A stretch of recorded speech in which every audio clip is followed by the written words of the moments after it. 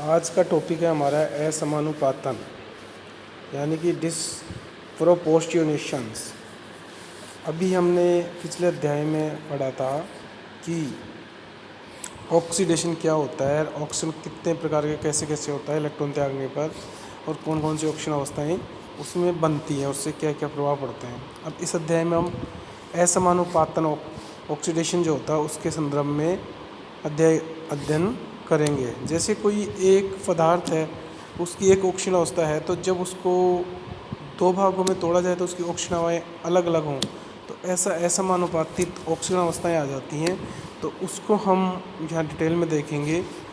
इसमें क्या होता है कि जैसे अभिक्रियाओं को असमानुपातन अभिक्रियाएँ कहते हैं, जिनमें किसी एक तत्व का ऑक्सीजन होता है, दूसरे का अपचयन साथ साथ होता है। यानी कि एक ऑक्सीजन अवस्था +1 ऑक्सीजन अवस्था में होता है, वो दो भागों में बढ़ जाए, एक के अंदर उसकी 0 ऑक्सीजन अवस्था हो जाए, एक में +2 ऑक्सीजन अवस्था हो जाए, या एक में -1 हो जाए, -3 हो जाए, या -2 और +4 हो जाए, तो मतलब असमानुपातित हो जाए दोनों ऑक्सीजन अवस्थाएं एक ही पदार्थ की। तो ऐसी जो या तत्व की, तो उनको जो कहते हैं असमानुपातन कहते हैं।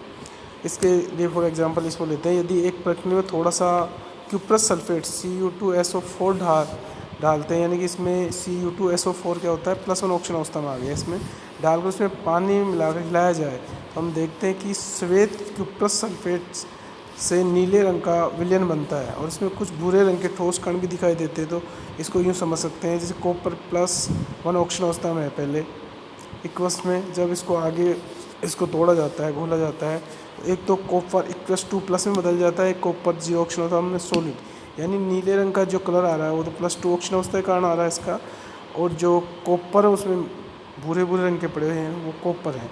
तो कॉपर +1 था पहले, वो 2 में टूट गया, +2 और 0 ऑक्सीजन अवस्था में टूट गया। इस क्रिया में कॉपर प्लस के परिवर्तन कॉपर 2+ में होने के कारण विलयन नीले रंग का हो जाता है, यानी कि एक ऑक्सीजन हो रहा है इसका एक पार्ट का, जबकि कॉपर 0 के कारण भूरे कण बनते हैं।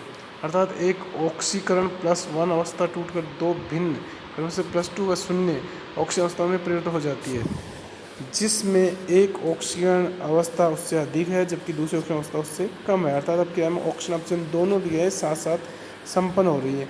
जैसे यहाँ दिखा रखा है कॉपर जब टूट रहा है कॉपर 2+ में, तो ऑक्सीजन अंक में वृद्धि हो रही है, अर्थात ऑक्सीजन हो रहा है।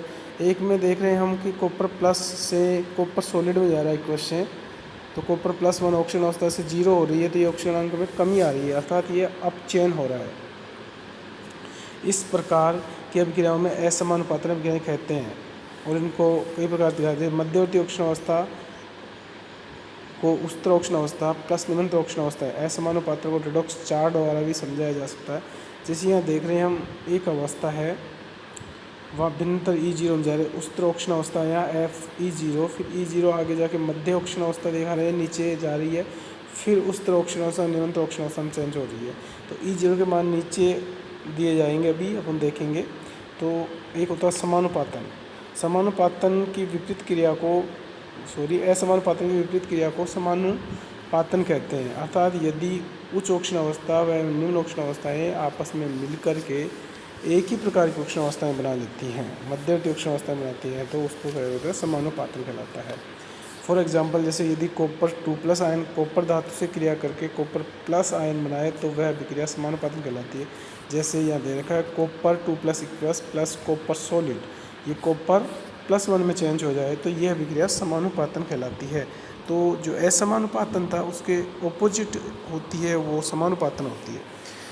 कोई भी अभिक्रिया समानुपातन की दिशा में संपन्न होगी या असमानुपातित की दिशा में संपन्न होगी, इसका निर्धारण दोनों अभिक्रियाओं के रेडॉक्स विभव के मान पर निर्भर करता है। कोई भी अभिक्रिया उसी दिशा में संपन्न होगी जिधर उसके E0 का मान धनात्मक होगा, यानी धनात्मक मान E0 का होने के बाद में जो रेडॉक्स विभव का मान पॉजिटिव होना चाहिए, उधर वो अभिक्रिया संपन्न होगी।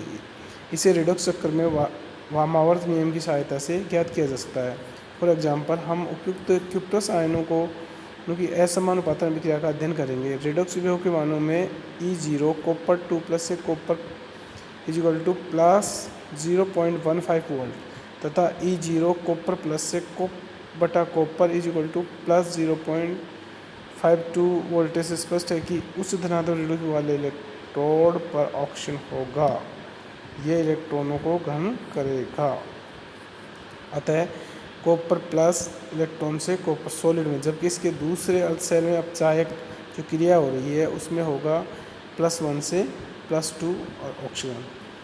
इस अभिक्रिया को इस प्रकार पूर्व लिख सकते हैं 2 copper plus equal to copper 2 plus equals plus copper solid. यह इसी समीकरण को हम देख रहे हैं, यह मान दे रखा है रिडक्स चक्कर के लिए एक, तो यह 0 1.5 है, ऊपर 0.52 है। तो जो नीचे जो क्रिया हो रही है +2 से +1 से +2 0 जो दिखा रखी है कि किस प्रकार से व्यामावर्त अभिक्रिया कॉपर प्लस इक्वल्स इलेक्ट्रॉन और कॉपर सॉलिड में दिखा रखा है। ऊपर देखते हैं copper 2 plus equals plus electron copper plus में जाती है, इस प्रकार इसका मान यह अभिक्रिया बदलती रहती है, उल्टी तरफ चल रही है वो। तो हम इस डायग्राम में देख रहे हैं कि इस अभिक्रिया के रेडॉक्स चक्कर से स्पष्ट है कि यहाँ वामावर्त नियम का पालन हो रहा है, अतः असमानुपातन की यह अभिक्रिया संभव है, जबकि समानुपातन अभिक्रिया संपन्न नहीं हो सकती। असमानुपातन का एक दूसरा महत्वपूर्ण उदाहरण है प्रबल क्षारीय माध्यम में ब्रोमीन का ब्रोमाइड तथा ब्रोमेट में असमानुपातन, जिसमें ब्रोमीन की ऑक्सीजन अवस्था 0 से -1 तथा +5 में परिवर्तित होती है। तो ये यहाँ एग्जाम्पल दे रखा है ब्रोमीन OS और ठीक है 0 ब्रोमीन 0 से +5 में चली जाती है और एक -1 में है। इसके भी रिडक्स चक्कर वामावर्त नियम का पालन हो रहा है जो इस अभिक्रिया में संपन्न हो रही है। तो ऐसा ही तीसरा एग्जाम्पल हम थायोसल्फेट आयनों के असमानुपातन का है, जिसमें थायोसल्फेट आयन अम्ल से क्रिया करके सल्फर तथा सल्फ्यूरस अम्ल में समानुपातित हो जाते हैं। यह डायग्राम में हम देख रहे हैं, इनका मान दे रखा है और ये सब एक दूसरे में चेंज हो रहे हैं। तो देख रहे हैं +5 से किस प्रकार 1 0 ब्रोमीन से ब्रोमाइड बन रहा है। ऊपर हम देख रहे हैं जो BrO3- है वो किस प्रकार से इलेक्ट्रॉन का त्याग कर रहा है 10 का, तो ये अभिक्रियाएँ संपन्न होते हैं। इसी प्रकार से में थायोसल्फेट आयनों का समानुपातन देखते हैं, इस प्रकार इसमें वामावर्त नियम का पालन हो रहा है। ये अभिक्रियाएँ आसानी से समझाई जा सकती हैं।